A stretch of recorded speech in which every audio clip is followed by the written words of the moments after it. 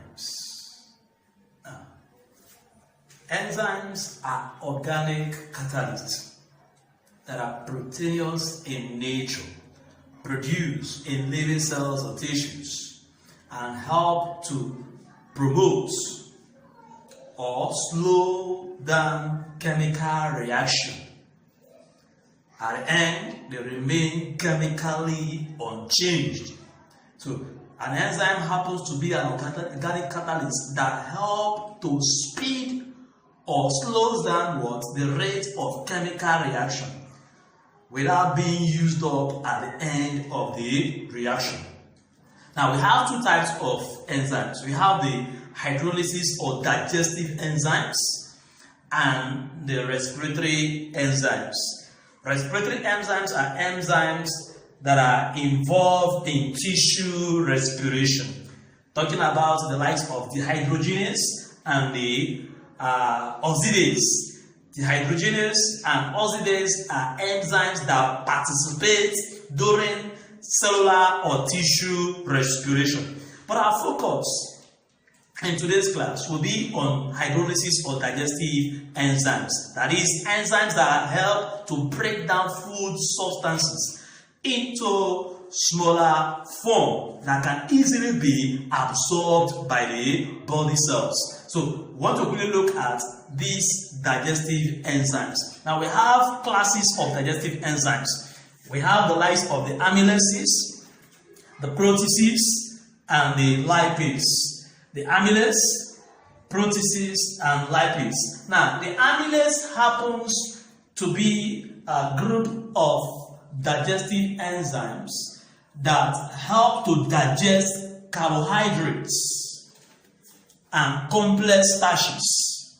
Now, under this, we have the likes of the thiolane, the likes of sucrase, the likes of lactase, and the likes of matase. All these are under amylases. Now, the likes of matase convert starch into maltose sugar.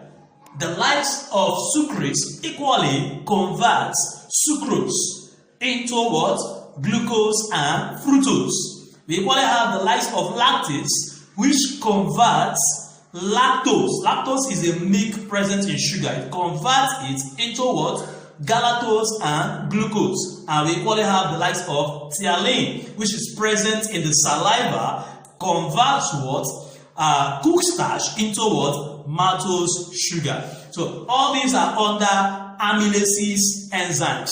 That is, enzymes that digest carbohydrates and complex starch. Now we equally have proteases. Now proteases are enzymes that brings about the digestion of proteins. They are enzymes that brings about the digestion of proteins. Now these proteases are pepsin, renin, trypsin, and erepsin. Pepsin, renin, trypsin, and erepsin. Now pepsin converts proteins into peptones. Now we equally have renin. Renin coagulates milk. Now we equally have trypsin. Trypsin converts proteins into peptones.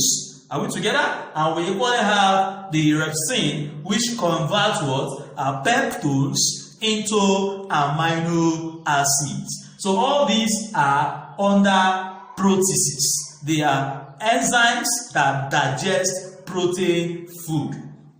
Now we have the last one under the classes of digestive enzymes, which is known as lipase. Now lipase is a digestive enzyme that digests fat and oil, converting it into fatty acids and glycerol. Now briefly, let's quickly look at the characteristics of these digestive enzymes. Alright, let's quickly look at the characteristics of enzymes. Having told you previously that enzymes are organic catalysts that are protein in nature, produced in living cells. They promote or slow down the rate of chemical reaction, and at the end they are not being used up in the process. So we want to quickly look at the characteristics of enzymes from the definition given as regards what enzymes are. we can easily bring out one or two characteristics from there. Now, one, enzymes are proteins. Yeah, they are proteins in nature. Secondly, they are specific in their action. Enzymes are specific in their action. What does that mean?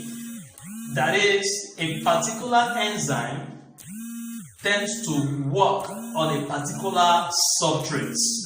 Let's take, for example, thiolin is an enzyme present in the saliva. Thiolin only work or digest what? Starch.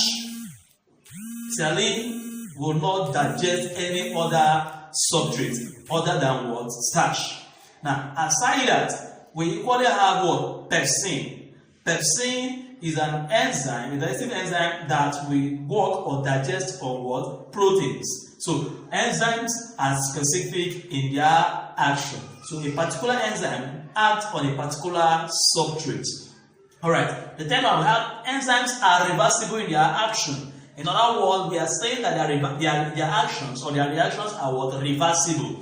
Now, let's take, for example, starch can be changed or converted into what? Sugar. And at the same time, the sugar can equally be reversed back to what? To starch by a particular enzyme called what? Diastase. So diastase is an enzyme that is capable of converting starch into sugar and sugar into what? Starch. So that is how we equally have their enzymes are required in a small quantity or amount. So that aside, enzymes are organic catalysts. Yes, they promote or slow down the rate of chemical reaction. Don't forget, they are not used up at the end of the chemical reaction. In other words, they remain unchanged at the end of the chemical reaction. Now, they are affected by the pH of their surrounding medium. They are affected by the pH of their surrounding medium.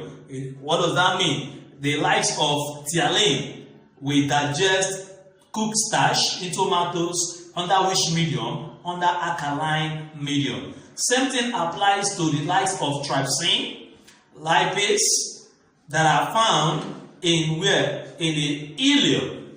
That is the small part of the small intestine.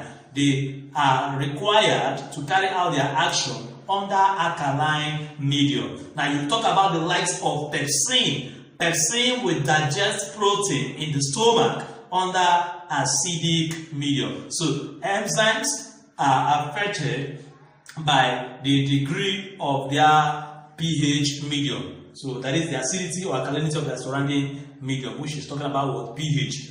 So we equally have enzymes are being destroyed by high temperature. Yes, at high temperature, enzymes tend to be denatured or are destroyed. So enzymes thrive best at a moderate what? Temperature. They can become inactive at a very, very low temperature. At the temperature of 37 degrees, they tend to be more active. So we equally have enzymes require the presence of what? Of a cofactor in order to activate them. Yes, enzymes require what? The presence of what? A cofactor.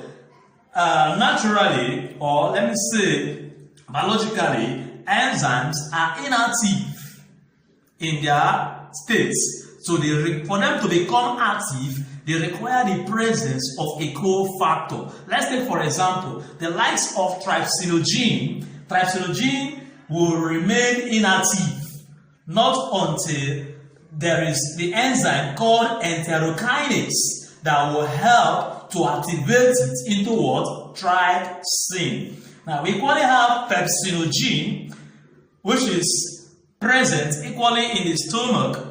It will remain inactive not until there is the presence of a cofactor, which is dilute HCl, which will now activate it into what? Pepsin. So, dilute HCl happens to be a cofactor that is being required to activate the inactive pepsinogen into what? Active pepsin. So you equally have enterokinase, which is equally what?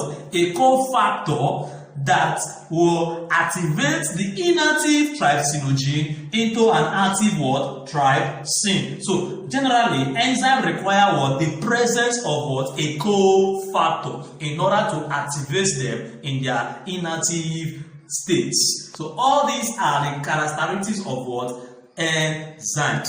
If you have questions as regards the topic, feel free